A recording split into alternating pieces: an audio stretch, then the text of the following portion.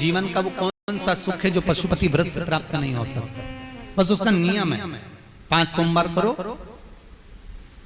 पहले सोमवार को करो चाहे दूसरे सोमवार को करो, जिस सोमवार को पशुपति व्रत करो सुबह शंकर जी के मंदिर में जाकर पूजन करो, अर्चना करो, अभिषेक करो, वो थाली को लेकर वापस घर में रख दो। सुबह फलाहार करो, शाम है थोड़ा सा मीठा, शिव महापुराण में स्कंद पुराण थोड़ा सा मीठा लेकर जाओ, शिव जी की फिर पूजन करो। पूजन करने के बाद में शाम के समय प्रदोष काल में पूजन करो। पूजन करने के बाद बाबा भोलेनाथ की आराधना कर कर 5 दिए शंकर जी के सम्मुख में लगा दो। जो मीठा लेकर गए हो उसके 3 हिस्से कर दो, 2 हिस्से मंदिर में चढ़ा दो, 1 हिस्सा और 1 दिया थाली में रखकर पूजन करने के बाद वापिस लेकर आ जाओ। घर के दरवाजे की देहली पर राइट हैंड में सीधे हाथ पर जो दिया लेकर आए हो उस दिए को जला दो और अंदर जाकर जो प्रसाद लेकर आए हो 1 हिस्सा उसको पाकर फिर भोजन प्रसाद ग्रहण कर लो। ऐसे पशुपति नाथ के 5 व्रत रहते हैं। ऐसा कौन सा कार्य है जो भोलेनाथ पूरा ना करता?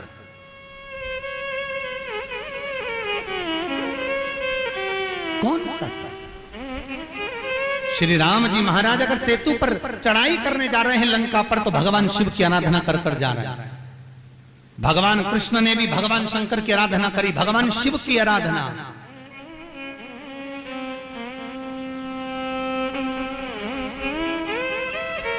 शिवर्चन कटेश भगवान तिरुमाला के शिखर पर अगर तिरुपति बालाजी विराजमान हैं तो पहले उन्होंने भगवान शिव जी से पूछा कि हम यहां बैठकर तप करना चाहते हैं, आ जाएं? भगवान शंकर ने कहा आओ और तिरुमाला के शिखर पर बैठकर तप करो, साधना करो, आपकी मर्जी पड़े वैसे निवास करो मेरे हरि मेरे तिरुपति भोलेनाथ। हम यहां तप करेंगे और दुनिया के लोग आएंगे तो क्या होगा? शंकर भगवान ने कहा चिंता मत करो, आप तिरुमाला के शिखर पर बैठकर तप करना, मैं कपिलेश्वर महादेव के रूप में बैठकर तुम्हारी रक्षा करूंगा। अगर आप तिरुपति गए होगे तो आपको मालूम होगा ऊपर तिरुमाला में मेरे नारायण हैं तो नीचे कपिलेश्वर महादेव में मेरे शंकर बैठकर रक्षा कर रहे हैं। नाथ द्वारा चले जाओ,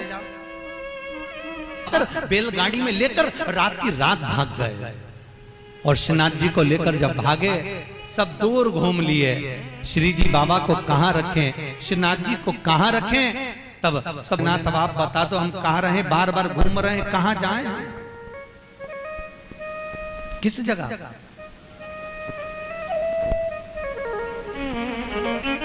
हम कहां जाएं? हम किस जगह पर जाएं? आप बताओ। भगवान शिव कहते हैं ठाकुर आप मेवाड़ की इसी भूमि पर रहिए, आप यहां रहोगे।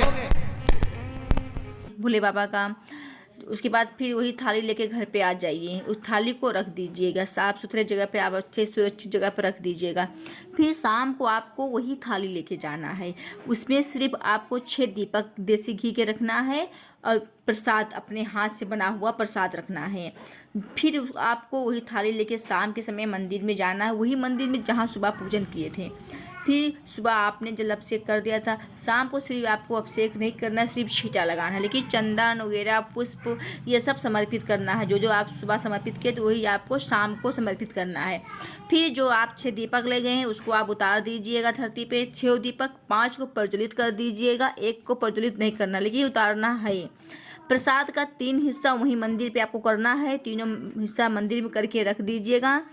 1-2 हिस्सा शिव मंदिर में रख दीजिएगा, शिव मंदिर के भोले बाबा के सामने। तीसरा हिस्सा आपको अपने थाली में उठा के रख लेना है और छठा वाला दीपक आपको अपने थाली में रख लेना है। फिर वापस आपको अपने घर पे आना है। घर पे आते हैं तो मेन दरवाजे पे आपको अपने दाहिने हाथ पे उसको आपको लगाना है दीपक, जो आप दीपक छठा लेकर आए हैं। जो आप कामना अपने शिव मंदिर में बोला है जो मनोकामना के लिए, वही कामना बोलते हुए भोले बाबा से, भोले बाबा हे पशुपतिनाथ महादेव मेरी यही मनोकामना है जो आप पूर्ण करिए, बोलते हुए वहाँ दीप प्रज्वलित कर दीजिएगा। थोड़ा सा उस पर आसन नीचे फूल या अक्षत रख दीजिएगा। फिर दीप को प्रज्वलित कर दीजिएगा। बत्ती का मुंह अपने साइड रहेगा, रख के भोले बाबा से विनती करके तो अपने घर में आपको प्रवेश करना है। जो हिस्सा प्रसाद का आप लेकर आए हैं उसको आप खा लेना है। उस प्रसाद में से किसी को देना नहीं है, इतना आप लोग ध्यान रखिएगा।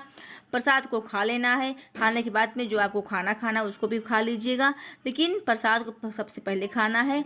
इसी तरह पशुपति व्रत का सुबह से शाम तक का पूजन विधि है। श्री शिवाय नमस्तुभ्यम। अगर